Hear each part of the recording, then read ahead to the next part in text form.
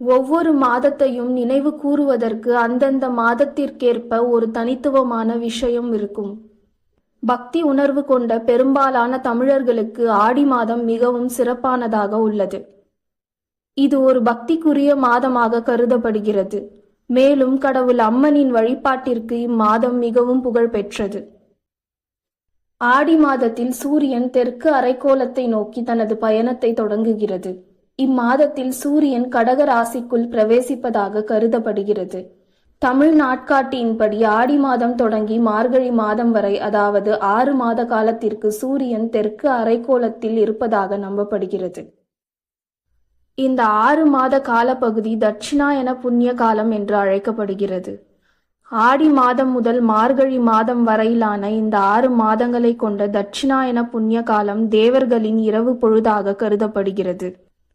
பலருக்கும் தெரியும் தேவர்கள் மற்றும் அசுரர்கள் இயற்கைக்கு அப்பாற்பட்ட சக்திகளை கொண்டவர்கள் என்பது. ஆடி மாதம் வழிபாட்டிற்கு உகந்த மாதமாகும்.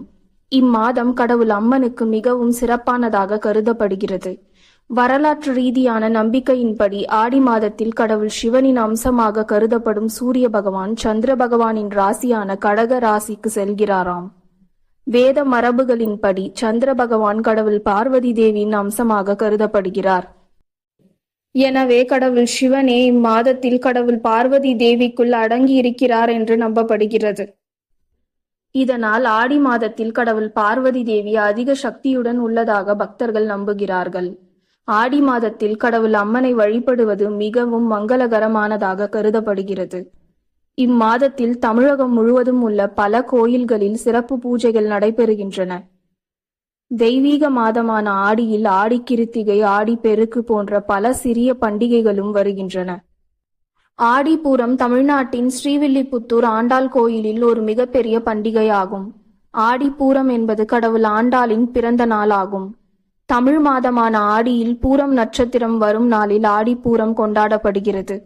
கடவுள் மகாலட்சுமியின் அம்சமான கடவுள் பூதேவியின் அவதாரமே கடவுள் ஆண்டாள் என்பது பலருக்கும் தெரியும். விரதம் இருந்து கடவுள் ஆண்டாள் கடவுள் ஸ்ரீரங்கநாதரை மணந்ததும் பலருக்கும் தெரியும். ஆடி மாதத்தை கொண்டாடுவதற்கு பின்னால் ஒரு அறிவியல் காரணமும் உள்ளது. ஆடி மாதத்தில் காற்று வீசும் தன்மை அதிகம் என்பதால் இந்நேரத்தில் தொற்று நோய்கள் பரவுவதற்கான வாய்ப்பு அதிகம் இருந்ததாம். மக்கள் கேழ்வரகை கொண்டு தயாரிக்கப்படும் சத்துமிக்க உணவான கூழை கடவுள் அம்மனுக்கு படைக்கிறார்கள். பின்னர் தங்களுக்கு தேவையானதை எடுத்துக்கொண்ட பிறகு மீதமுள்ள கூழை அண்டை வீட்டாருக்கு வழங்குகிறார்கள். ஆடி மாதத்தில் கடவுள் பராசக்தியை வழிபடுவது சிறப்பானதாக அமையக்கூடும்.